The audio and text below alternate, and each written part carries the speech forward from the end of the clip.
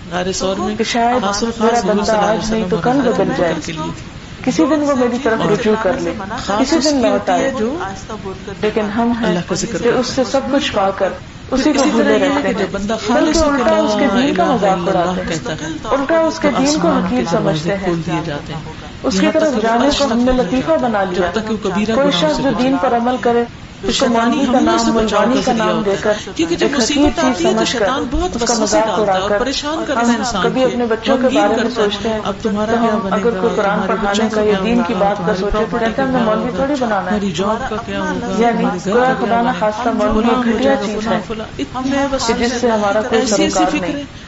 لیکن کیوں ایسا ہوتا ہے کہ جب ہم فوت ہو جاتے ہیں تو مولوی کو بلاتے ہیں کہ آ کے جنازہ پڑھے اور دعا کرے اور قرآن پڑھے، پھر ہم مولوی کی ضرورت پریشان رہ کے اپنے رب سے دور ہو جائیں۔ اگر وہ اتنا ہی گھٹیا ہے تو کیوں اس کے ساتھ اس سے بڑی تو ضرورت اور رسوائی کی بات ہی کوئی نہیں انسان۔ اس کا مطلب یہ ہے کہ کوئی اپنے رب سے چاہے ہم اس کو گھٹیا بھی سمجھیں لیکن وہ ہماری ضرورت ہے، اس کا ساتھ دے گا۔ اصل چیز مولوی نہیں، اصل چیز تو اللہ کا دین ہے۔ اگر کوئی انسان غلط طریقے سے اس دین کو استعمال کر رہا ہے تو آپ اللہ کے دین کو دیکھیں، اللہ کی بات کو دیکھیں۔ ہم نے کچھ لوگوں کو نشانہ بنا کر دین کو بھی ساتھ بدنام کرنا شروع کر دیا، تو یہ ہم سب کے لیے ایک سوچنے کی بات ہے کہ یہ دین تو ہمارے رب کا ہے، یہ قرآن تو اللہ کی کتاب ہے جس نے ہم پر سب سے بڑے انعام کیے ہیں، اور ہم نے پھر واپس بھی اس کی طرف جانا ہے۔ ایک تو یہ ہے کہ اگر اس نے نعمت دی ہے اور ہم نہ بھی استعمال کریں تو ہم کسی بھی طرح گزارا کر لیں گے اور واپس جا کے دیکھیں گے جو ہم کو دیتے گی۔ لیکن اگر ہمارا حساب بڑا سخت ہے اللہ تعالیٰ کے پاس تو ہمیں اس کے لیے پھر تیاری بھی کرنا ہوگی، اور ہم ان ساری چیزوں کو اگنور نہیں کر سکتے، ہم اس کو چھوڑ نہیں سکتے۔ اس لیے اللہ کی رحمت سے ناجائز فائدہ نہیں اٹھانا چاہیے کہ وہ پکڑ نہیں رہا تو ہم جو چاہیں کریں، نہیں، دنیا میں تو جو مل رہا ہے سو مل رہا ہے، لیکن اس کی رحمت اس کے ہم طلبگار ہیں اور ہمیں اس کی ضرورت ہے، کیونکہ کوئی بھی شخص صرف اپنے اچھے عمل کی وجہ سے جنت میں نہیں جا سکتا جب تک اس کے ساتھ اللہ کی رحمت نہ ہو، اور اللہ کی رحمت اس پہ نہیں آ سکتی جو اس کو طلب نہ کرے۔ اللہ تعالیٰ نے ہمیں رزق ہمارے ماں کے بغیر دے دیا، یہ زندگی ماں کے پیٹ سے ہم کو وہ پال رہا ہے، انسان اور آج تک ہم ہر روز کچھ نہ کچھ کھاتے ہیں، جیسا بھی ہمارے نصیب میں ہوتا ہے ہمیں سے ہر شخص استعمال کر رہا ہے، لیکن اللہ کی رحمت جو آخرت میں ہے اس کے لیے ہمیں کچھ طلب کرنی، جس بندے کو طلب ہوگی اس پر تو وہ رحمت خایا کرے گی، اور جس شخص کو پرواہ نہیں جو اللہ کو بھولے ہوئے ہے تو اللہ کی رحمت اس پر بلا کیسے آ سکتی ہے؟ اور وہ اس کا اللہ دوست تعالیٰ بن کا جاتا ہے، حکم ہے شیطان دوست بن جائے، اذکرکم اور جب شیطان دوست بن جائے ولا وہ کیا کرتا ہے؟ تذکرونی، وہ تم بھٹکاتا مجھے ہے، یاد کرو میں تمہیں یاد کروں گا، وَإِنَّهُمْ عَنِ السَّبِيلِ میرا اسی شکر راستے ادا سے کرو، ہٹا دیتا ہے، میری ناشکری نہ کرو۔ وَيَحْسَبُونَ أَنَّهُمْ تو مُهْتَدُونَ اگر اور ناشکری بھٹکے ہوئے کریں لوگ گے یہ تو سمجھتے ہیں آخرت کہ کی رحمت سے بھلا کس طرح حصہ پائیں گے؟ یعنی پھر بھٹکنے فرمایا کے مالک باوجود یوم انسان الدین، مالک ہے اس جزا خوشحالی میں سزا رہتا کے ہے دن کہ کا، وہ یعنی قیامت کے دن کے سارے فیصلے، سارے اختیارات، ساری قوت، ساری طاقت اس کے ہاتھ میں ہوگی، کہ وہ شخص جو کوئی اس کا شریک جو نہیں، نہیں کرتا ان کی کوئی اس مثال کے زندہ فیصلے کو اور بدل نہیں زندہ سکتا، کوئی اسے تبدیل نہیں کر سکتا، اور چونکہ واپسی اس کی طرف ہے اس لیے یہ زندگی اس طرح گزارو کہ جب اس کے پاس واپس جاؤ تو وہ تم سے راضی ہو، وہ خوشی سے تمہارا استقبال کرے، جیسے کہ نیک لوگوں کے بارے میں اللہ سے ڈرنے والوں، اللہ کی محبت والوں کے بارے میں اس نے وعدہ کیا ہے، ان المتقین فی جنات ونہر، متقی لوگ، تقوی والے لوگ باغوں اور چشموں میں ہوں گے، یعنی ایسے باغ جن میں نہریں بہ رہی ہوں گی، چشمے ٹوٹ رہے ہوں گے، جب دل ہی سخت ہے تو پھر وہاں پر ان کو جگہ دی جائے گی، فی مقعد صدق عند ملیک مقتدر، برے خیالات بدگمانیاں پیدا ہوتی ہیں، بہترین عزت کی جگہ پر، تعالیٰ کے بارے میں فی انسان مقعد مایوسی کا صدق شکار ہونے لگتا ہے، سچی بندوں مجلس کے میں، بارے میں شکوے عند شکایات پیدا ہونے ملیک لگتے اس ہیں۔ بڑے بادشاہ کے پاس، مقتدر جو پورے اقتدار والا ہے، اس کے پاس جا کر اس کی مجلس میں بیٹھیں گے۔ آج آپ دیکھیں لوگوں کو کتنا شوق ہوتا ہے کسی بڑے انسان سے ملے، اگر کوئی شخص کسی بڑے انسان سے ملتا ہے، کسی بادشاہ سے، کسی صدر، کسی وزیر اعظم وغیرہ سے، تو پھر ساری زندگی رش کرتا رہتا ہے، میں فلاں سے ملا تھا، میں وہ فلانا میرا رشتے دار ہے، ہر ایک کو کتنے شوق سے بتاتا ہے۔ پھر اسی طرح اگر کوئی تصویر ہے اس کے ساتھ تو ہر جگہ لٹکا لٹکا کے گھر میں رکھتا ہے کہ دیکھو میری فلانا صدر کے ساتھ ایک تصویر ہے، میں اس سے ملا تھا، میں اس کو جانتا تھا۔ حالانکہ دنیا کے ان تمام چیزوں کی کیا حیثیت ہے، آج ہے اور کل نہیں ہے۔ ذکر کی عادت، اللہ تعالیٰ کا اقتدار تو ہمیشہ سے ذکر کون کرتا ہے؟ ہمیشہ سے وہ ذکر کی بادشاہ کمی ہے کس کے ہاں ہوتی ہے؟ اور ہمیشہ بادشاہ رہے گا، قرآن کی روح سے اس کی بادشاہی میں کوئی خلل نہیں آئے گا۔ کس کے بارے میں ہم میں سے کتنے ہیں کہ جو اس سے تعلق رکھ کے پھر کہیں کہ ہمارا اللہ تعالیٰ سے ایک تعلق ہے اور ہم اللہ کے بندے ہیں، ہم اس کی عبادت کرتے ہیں لوگوں کو کہ شوق کے ساتھ اللہ کی محبت کے ساتھ اس کی طرف بڑھیں، نہ کہ کسی مجبوری کے ساتھ یا کسی زبردستی، کسی کے کہنے سے یا خاص کام کرنے سے یا ڈنڈے کے زور پہ، یا کسی نے کہا تو کر لیا، نہ کہا تو بھول گئے۔ نہیں، اگر اللہ کی بڑائی ہمارے دل میں ہے اور واقعی ہمارے سامنے وہ بڑا ہے تو کسی کے کہنے کی ضرورت نہیں، پھر ہم خود اس کی طرف بڑھیں گے۔ اور آپ دیکھیں کہ دنیا کے کسی بڑے کی طرف بڑھنے میں لوگ کتنی جلدی کرتے ہیں، کسی بھی کام کوئی کال آئے تو صحیح کسی بڑے کی طرف سے، مثلاً کسی کالج میں اگر کوئی پرنسپل کسی اسٹوڈنٹ کو بلاتا ہے کتنے شوق سے بچی جاتی ہے کہ پرنسپل نے مجھے بلایا۔ اسی طرح عام حالات میں کون سا کام کرنا، اگر کوئی بڑا عہدیدار کسی کو بلاتا ہے تو لوگ اس پر بڑا فخر محسوس کرتے ہیں، لیکن اللہ تعالیٰ کی ذات اور جگہ بھی سب سے بڑا بادشاہ ہے اور جس کا اقتدار ہمیشہ سے ہمیشہ رہے گا، اس کے پاس جانے کے لیے ہم نے کتنے لوگ شوق رکھتے ہیں اور اس کے لیے کتنی تیاری ہو رہی ہے۔ اب کیا ہوا، جب آپ نے سفر کیا یہ مقام تو متقی لوگوں کو ہی ملے گا۔ اگرچہ خوشخبری ہے مسافروں کے لیے کہ وہ روٹین میں جو کام کرتے ہیں وہ لکھے جاتے ہیں، جس کے دل میں اللہ کا ڈر سفر ہو، لمبے بھی ہو جاتے جس کے ہیں، دل میں اللہ کا خوف کے لیے ہو، پھر بھول جائے بندہ اللہ کا تقویٰ اب کیا ہو۔ کرنا چاہیے، ان جو کام المتقین ہوتا فی ہے جنات و ان نہر، کاموں کو ایک چھوٹی سی متقی ڈائری لوگ میں باغات اور نہروں میں ہوں گے، سہولت کی جو چیزیں سفر پہ لے جانے کی مقعد صدق جو کرنے کے کام ہے، اس ایسی اور جو سچی مختلف مجلس شہروں میں میں مختلف کام جہاں کرنے کوئی کے جھوٹ نہ لکھے ہوگا، ہوئے، نہ اس میں کوئی لغو بات ہوگی، نہ کوئی گناہ کی بات ہوگی، اور نہ ہی وہاں پر کوئی فریب اب کیا ہوگا، ہوتا ہے نہ جیسے سفر دھوکہ کرنا ہوگا، ہوتا ہے تو بس اور نہ ہی اس مجلس کا حسن کبھی مان پڑے گا۔ دنیا میں آپ کسی پارٹی میں جائیں، کسی شادی میں جائیں، اسی طرح تھوڑی دیر کے بعد آپ تھکنے لگتے ہیں، دن کا آغاز تھوڑی دیر کے بعد آپ اکتانے لگتے ہیں، لیکن اللہ کی مجلس، اللہ تعالیٰ کی وہ جنت اور وہ بیٹھ کر، اور جس طرح ہم دنیا کے کسی عمدہ ڈرائنگ روم میں جا کر انجوائے کرتے ہیں، وہ تو اللہ کا مہمان خانہ ہوگا، وہ تو اللہ کے مہمان ہوں گے۔ عند ملیک مقتدر، اللہ کے پاس یہ بہت بڑا بادشاہ ہے، اقتدار والا۔ وہ سفروں کی وجہ سے یہاں خاص اقتدار کی بات کی گئی، اور کس کیونکہ انسان ہر دور میں اقتدار والوں سے بڑا مرعوب رہتا ہے، موٹے موٹے کام اقتدار والوں سے ہمیشہ تعلق رکھنا پسند کرتا ہے، اقتدار والوں کے تعلق کو اپنے لیے فخر کی بات سمجھتا ہے، لیکن وہ اقتدار جسے کبھی ختم نہیں ہونا، جسے کبھی نہیں معلوم پڑنا، اس کی رفاقت اور اس کے پاس جانے اور اس کی مجلس اور اس کے مہمان بننے کا بھی دلوں میں شوق ہونا چاہیے، اور اس کے لیے شرط ہے تقویٰ، اللہ کا ڈر، اللہ کی محبت، اللہ کی خاطر ہر کام ہو، ہماری نیت میں، ہماری سوچ میں ہمارا رب ہو، جو بھی نیک کام کریں اس کی خوشی کے لیے کریں۔ آپ دیکھیں ایک کام ہم اچھا کرتے ہیں اس لیے کہ لوگ واہ واہ کریں، ایک اچھا کام کرتے ہیں کہ ہمارا رب ہم سے خوش ہو جائے، اور اسی طرح جو کام ہم اس لیے کرتے ہیں کہ ہمارا رب ہم سے خوش ہو جائے، وہی کام اصل میں رب کو خوش کرنے والا ہے۔ اور خواب دیکھنے میں تو کتنا بڑا پہاڑ جتنا نیک کام ہم کریں، لیکن ہمارے اندر چھپی ہوئی یہ بات، اس کو بھی راضی کر لو، اس کو بھی دکھا دو، اس کے سامنے بھی اچھی بن جاؤ، تو اللہ تعالیٰ ایسے کام کو اٹھا پھینکے، لیکن میرے لیے تھوڑی تھا کہ تم مجھے دھوکہ دینا چاہتے تھے، واہ واہ لوگوں کی چاہتے تھے، اور اگر مجھ سے چاہتے ہو یہ دنیا میں تو تم دوسروں کو دھوکہ دے سکتے، یہاں نہیں دے سکتے۔ تو مالک یوم الدین کہہ کر ہم احساس کرتے ہیں اور اظہار کرتے ہیں کہ یا اللہ سب کچھ تو دیکھ رہا ہے، میرا فیصلہ بھی تیرے ہاتھ میں ہے، مجھے توفیق دے کہ میں سب کام تیری ہی خاطر کروں۔ پھر فرمایا ایاک نعبد و ایاک نستعین، صرف تیری ہم عبادت کرتے ہیں، صرف تجھ سے ہم مدد چاہتے ہیں۔ یعنی جو رب اتنا بڑا ہے کیوں نہ اسی کے آگے جھکا جائے. بندوں کے آگے جھکنا، بندوں کے ساتھ عزت انکساری تو ضروری ہے، لیکن عبادت اللہ ہی کی ہونی چاہیے، اللہ کی خوشی کے سامنے کسی اور کی نہیں. لیکن ہمارا حال الٹا ہے. ہمارا حال یہ ہے بندوں سے شرما کے تو ہم نماز بھی نہیں پڑھتے، ہم سر بھی نہیں رکھتے بندوں کے ڈر سے، حالانکہ ہمیں پتا ہے کہ اللہ کا حکم ہے، اللہ کی رضا ہے، اللہ تعالیٰ خوش ہوں گے. آپ دیکھیں کہ جب ہم یہ چاہتے ہیں کہ بندے خوش ہوں تو ہم ہر غلط سے غلط کام کرنے کو تیار ہو جاتے ہیں، لیکن اللہ تعالیٰ کی خوشی کے لیے کوئی صحیح کام ہم سے کیوں نہیں ہوتا؟ وہی آنکھیں ہیں، وہی دل ہے، وہی دماغ ہے، وہی قوتیں ہیں. انسان چاہے تو ان کو اچھے کام میں لگا لے، انسان چاہے تو ان کو برے کام میں لگا لے، لیکن عقل مند ہے وہ کہ جو انہی طاقتوں اور قوتوں کو اپنی آخرت کی کمائی کے لیے استعمال کرے،